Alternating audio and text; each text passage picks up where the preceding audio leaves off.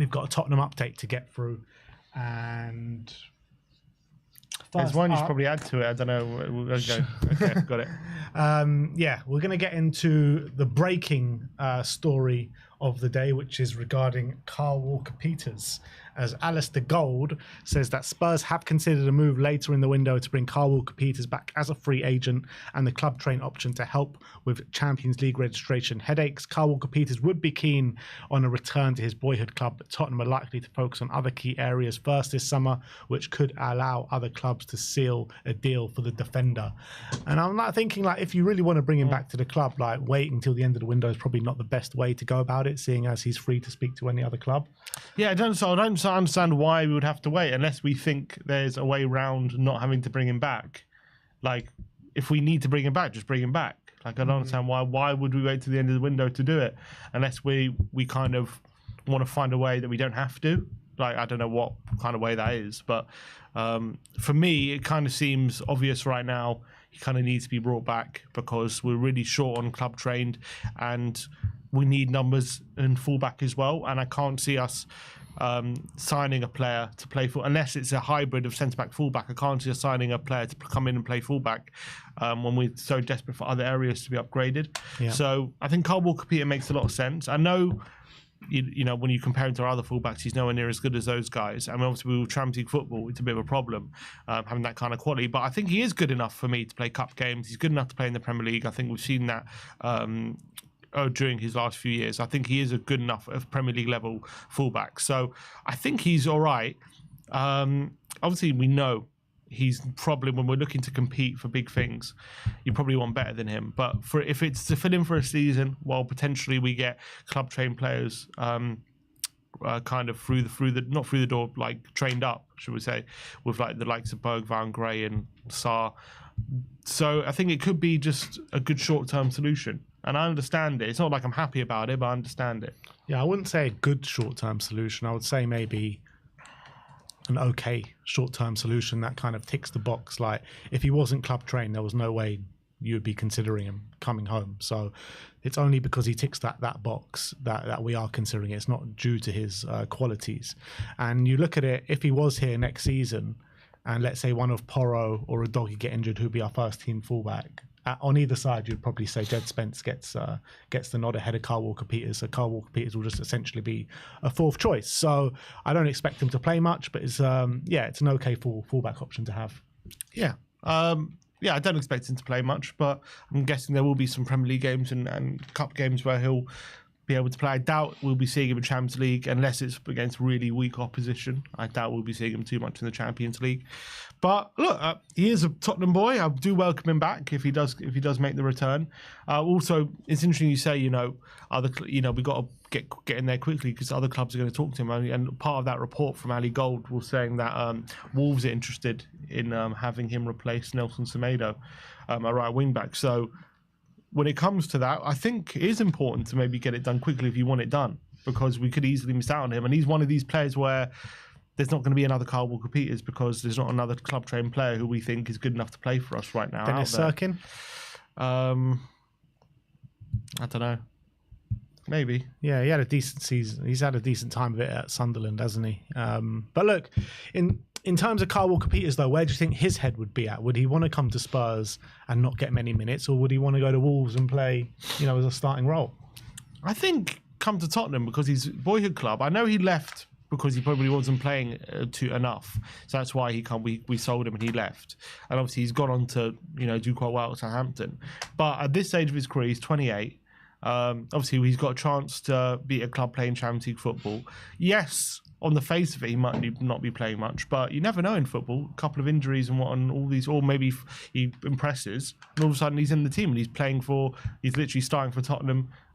Maybe he'll see that as an ambition and believe in himself to gain a spot in the lineup. So I think I reckon he'd be willing to come here. I think he'd be willing to come. Mm-hmm. I just question his ambition as well. Like, if he was to come here ahead of like you said, he left because he wanted regular football. And would he come here? I don't know if he would come here if offers are on the table to give him first choice football in the Premier League, first team football regular in the Premier League. I really wouldn't. Like, if he goes to Wolves, that's a really good move for him. Going for upgrading your club from Southampton to Wolves, and you're going to be playing week in, week out. Where at Spurs, he's barely going to play. There's no guarantees, even at Wolves. There's no. I know. I don't know where they'll sign him to start there, but there's no guarantees. There's a lot more of a guarantee at Wolves than it is at Spurs. There is, but again, things change very quickly in football. And if you come to Tottenham, there could be an opportunity for something big to happen, which is never going to happen at Wolves. Like, he could be playing more regularly than he thought. And he could back himself to break into the team. Yes, he is initially being signed essentially as the fourth choice fullback, but there's going to be lots of games. We could be potentially playing 60 games again next season. He's going to be needed. He will be needed, and if he impresses, and if there are injuries, he could easily be playing over 20, 30, over 20 games potentially next season for Tottenham. So I think he'll be looking at that situation thinking that's a really good platform for me as well. And if I do really well, then other people look at me in a different light potentially. So I think, especially as well, he grew up, came through the Tottenham Academy. He knows the club well. I think he'd be quite interested in coming here. Yeah, I think Ali Gold must have been watching our transfer predictions, because we both predicted that Kyle Walker-Peters will be coming through the door. I just don't see how we avoid it. I don't see how we avoid it. It is difficult to see. But let's move on. Let's talk about Mohamed Kudus again, because Ben Jacobs has given us an update, and he says that Tottenham have been offered the chance to sign Mohamed Kudus, but no offer is imminent just yet. West Ham have offered Mohamed Kudus to several clubs, and there is a realistic chance that he does leave this summer. Kudus has a release clause of 80 million to European clubs, 85 million to Premier League sides, and 120 million to Saudi suitors. Chelsea have Kudus on their list and are deciding whether to make a move. The advantage they have is that West Ham do hold an interest in two of their players, in Keenan Dewsbury-Hall and Robert Sanchez. Manchester United and Tottenham are aware Kudus could be available below his clause, and I'm not aware of any formal bids just yet for Kudus. Keep an eye on the Kudus situation though. West Ham would prefer to sell before the financial year ends, and I think bidding clubs may take advantage of that by offering a number well below his release clause. We've had some reports suggesting that Spurs bid is imminent.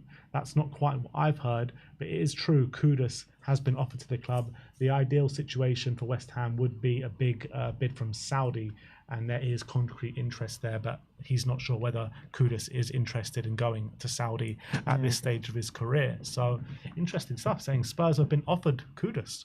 Yeah, and I wonder if that's because there's a breakdown in relationships between West Ham and Kudus, rather than them wanting to get rid of him because of how good or not good he is, which I would believe. You think about how much quality he has and how good he was in his first season.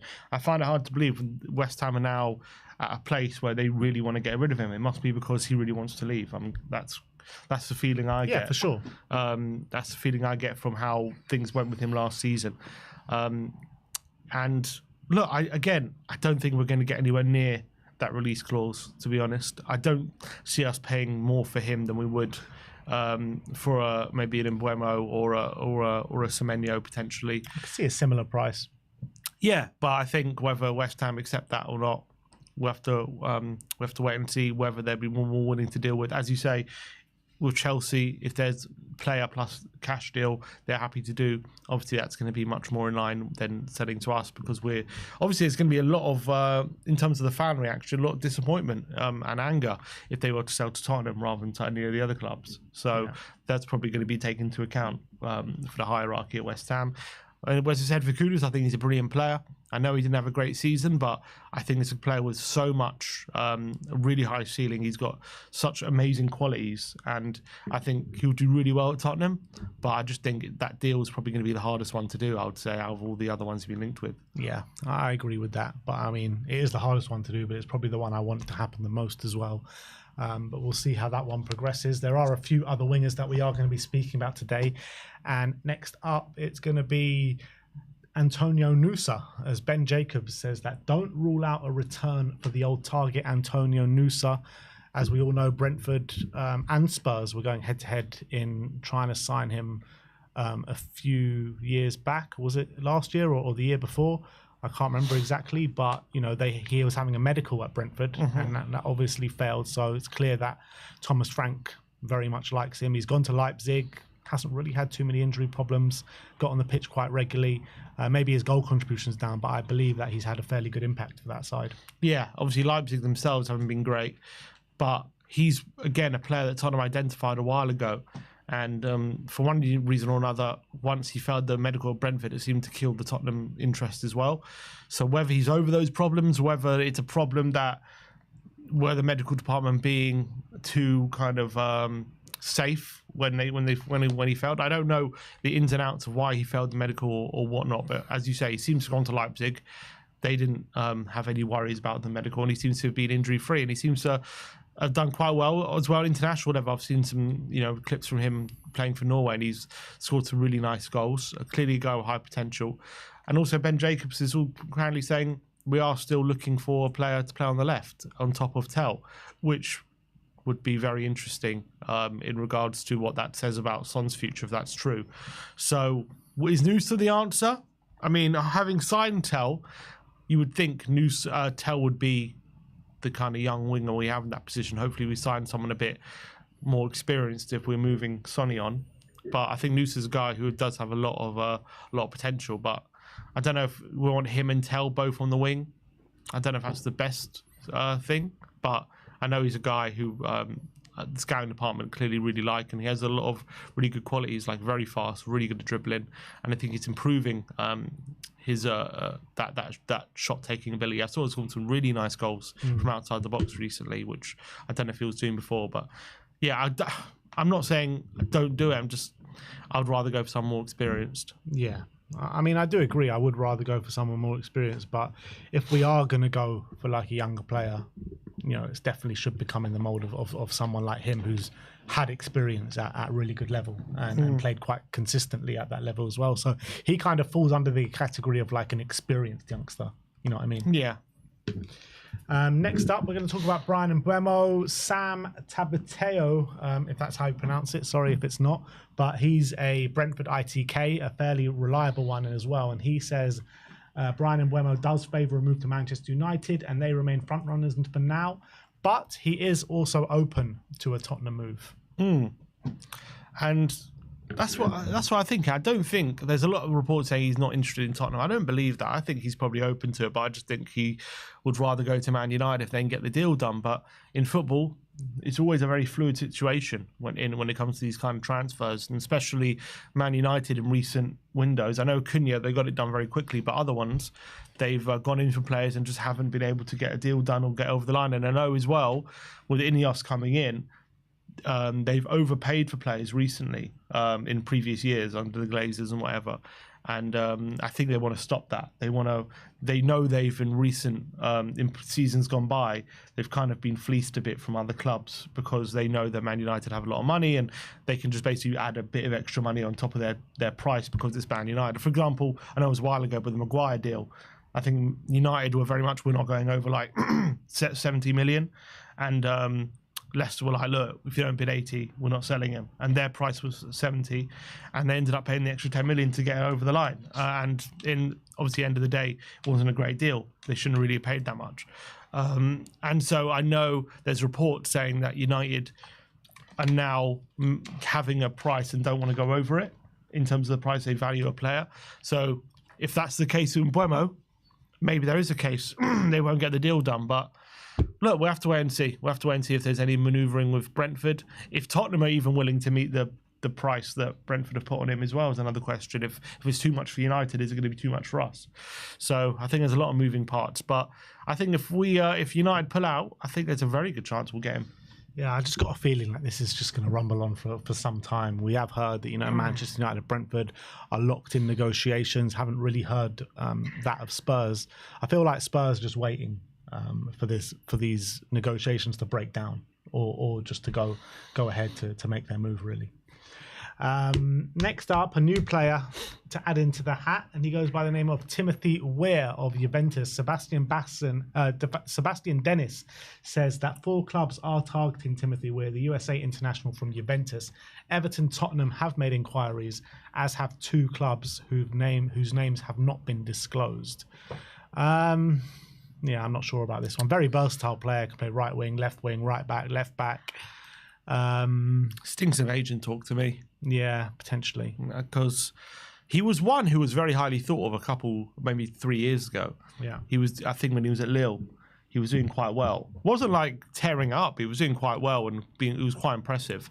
I remember I actually watched him live. I went to a Sevilla versus Lille game a few years ago, and he played very well. I think he scored, and he played very well in that game. And obviously, him being a US international, I think there's obviously in the US quite a lot of talk about him. But since he's gone to Juve, it's not been great. I think that's just the barefaced fact of it. He hasn't been very good since he's gone to Juve.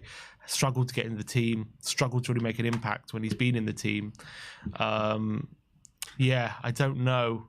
I don't know if that's the right fit for us. He is very versatile. Can play kind of up front. Can play on both wings, but hasn't had a great time of it. Yeah, really.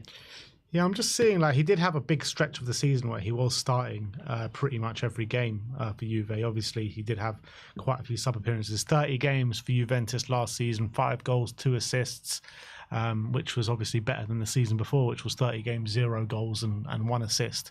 So it has been a bit of a better season for him. 25 years of age, you would really expect him to kick on massively by now, and he just hasn't done that really. So yeah, I don't know about this one. I guess if we're looking for someone really versatile and a hard worker, you could bring him in, but I'm just looking for someone of better quality, to be honest. Yeah, and I just think, again, it's another player we're kind of signing who's not been in great form, and I want someone kind of signing, like trumping in the bit right now. I just don't think Timothy Weah fits that. Yeah.